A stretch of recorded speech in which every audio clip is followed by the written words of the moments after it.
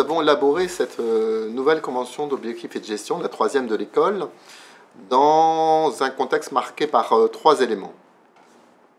Le premier, et qui est très important, c'est la réforme des cadres dirigeants voulue par le président de la République et qui a été mise en œuvre donc dans l'année écoulée et qui concerne l'école puisque nous sommes une des écoles du tronc commun du service public. Mais au-delà de ce tronc commun, il y a aussi une manifestation des attentes des pouvoirs publics vis-à-vis des formations de l'ensemble des cadres dirigeants du service public. Cette attente, elle porte notamment sur le sujet de la diversité des personnes qui doivent composer demain les cadres dirigeants du service public et sur la mixité des formations. C'est les deux points que je retiens. J'en aurai peut-être aussi un troisième quand on regarde les contenus qui sont dans le tronc commun. C'est des contenus comme les valeurs de la République, la transition environnementale, l'inégalité, pauvreté, c'est-à-dire des notions qui visent à donner du sens. J'y reviendrai peut-être, donc au futur cadre dirigeant. Donc premier point, cette réforme fondamentale donc des cadres dirigeants. Le deuxième contexte, c'est les évolutions de la protection sociale elle-même et en partie liées à la crise sanitaire que nous avons connue, qui n'est pas encore terminée et qui a modifié beaucoup d'éléments sur la protection sociale, des éléments sur la soutenabilité du système, parce que malheureusement ça affecte les conditions financières du système, mais qui a aussi mis en évidence les capacités du service public et les nécessités de ce service public d'évoluer. Évidemment, l'école qui accompagne les transformations du service public doit prendre en compte ce nouveau contexte, ces nouveaux enjeux, ces nouveaux défis de la protection sociale française. Le troisième élément de contexte, c'est tout simplement la situation de l'école lorsqu'elle aborde cette nouvelle convention d'objectifs et de gestion.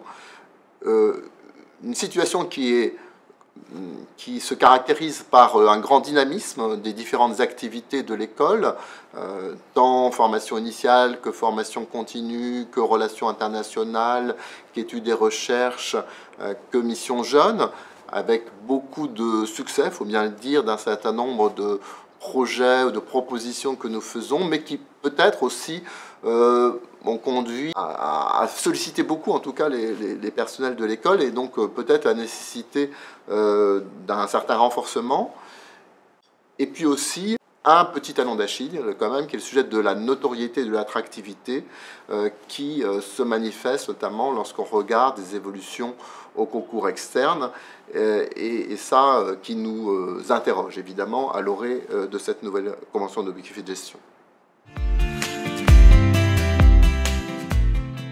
C'est toujours un choix de résumer en trois mots, mais peut-être ouverture, le premier mot, ouverture parce que l'école veut s'ouvrir à des nouveaux publics en formation initiale, mais aussi en formation continue. Bien sûr, en formation continue, les cadres de la sécurité sociale restent notre public phare, mais même au sein de ces cadres, il faut aller chercher peut-être de nouveaux publics, comme par exemple les personnels des UGCAM, comme aussi du côté des informaticiens. Donc nouveau public, mais aussi nouveau public à l'extérieur. Je pense à des partenaires proches comme Pôle emploi par exemple. Et toujours aussi le public des agences régionales de santé qui devrait davantage être mixé avec le public assurance maladie dans des formations au sein de l'école. Donc l'ouverture aussi évidemment en formation initiale, l'ouverture à des partenariats. Je disais, le président de la République souhaite plus de mixité dans les formations et donc nous allons travailler encore davantage avec d'autres écoles, des écoles qui sont dans le tronc commun, mais pas seulement. Et ça me semble vraiment un engagement très très fort et très important, mais aussi dans l'univers sécurité sociale avec 4.10. Donc premier point ouverture, deuxième point attractivité. Deuxième mot attractivité, oui, ça doit être vraiment un engagement très fort de l'école et ça nous oblige à repenser un peu cette vision de l'attractivité. Alors bien sûr, sur les formations continues, sur les relations internationales, mais là nous sommes sur une belle dynamique, hein, et donc nous avons les éléments pour faire face. Nous devons plus nous réinterroger sur l'attractivité pour le concours, notamment externe, un peu interne aussi qu'Abdir. Voilà, nous avons là des questions et nous devons vraiment engager une nouvelle stratégie d'attractivité. Et peut-être troisième mot que je voudrais identifier, le mot citoyenneté.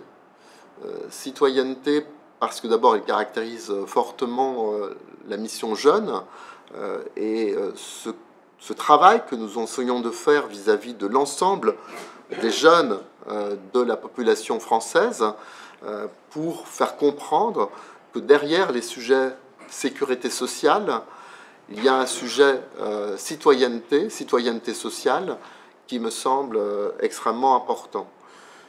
Mais au-delà de ce sujet de la mission jeune, la citoyenneté, elle est aussi dans la formation initiale sur les valeurs de la République, et elle est aussi dans le sens que doit prendre l'école et la sécurité sociale dans un monde en mutation, où je pense que rappeler ces éléments au cœur du contrat social, c'est extrêmement important. Alors les ambitions eh bien, sont forcément en lien avec le contexte et les valeurs que je viens d'évoquer. Il y a bien sûr donc une ambition de s'inscrire totalement dans la réforme des cadres dirigeants voulue par les pouvoirs publics, et donc avec une ambition de diversité, une ambition d'ouverture, une ambition de nouvelles relations avec l'ensemble de la sphère publique. Voilà, très brièvement. Une ambition ensuite d'être à la hauteur des mutations de notre système de protection sociale et donc dans la qualité que nous allons apporter à nos programmes de formation initiale, de formation continue, de relations internationales, et travailler sur la pertinence de ces programmes face à ces enjeux très lourds de soutenabilité et aussi de cohérence avec les autres enjeux de notre société, y compris les enjeux environnementaux sur lesquels nous travaillons, par exemple en recherche. Voilà, et avec un continuum de toute notre action, des missions jeunes jusqu'à la recherche en passant par formation initiale et formation continue. Et puis le troisième enjeu, c'est la fiabilité et l'efficience de l'école au service de ses ambitions. Et bien sûr, je pense à toutes les ressources internes que nous mobilisons et à toutes les fonctions qu'on appelle back-office aussi au sein de l'école, mais qui sont extrêmement importantes et qui assurent la qualité de l'école et aussi sa présence à travers des nouvelles modalités qui font appel aux nouvelles technologies. Je pense à tout le distanciel que nous avons réussi à mettre en place dans la pandémie, que nous poursuivons. Je pense aussi au centre de ressources numériques que nous allons essayer de construire. Je pense aussi au projet immobilier important que nous allons mettre en œuvre sur le site Charcot, avec notamment une rénovation des façades. Là aussi dans un souci énergétique, mais aussi un souci d'attractivité pour l'école.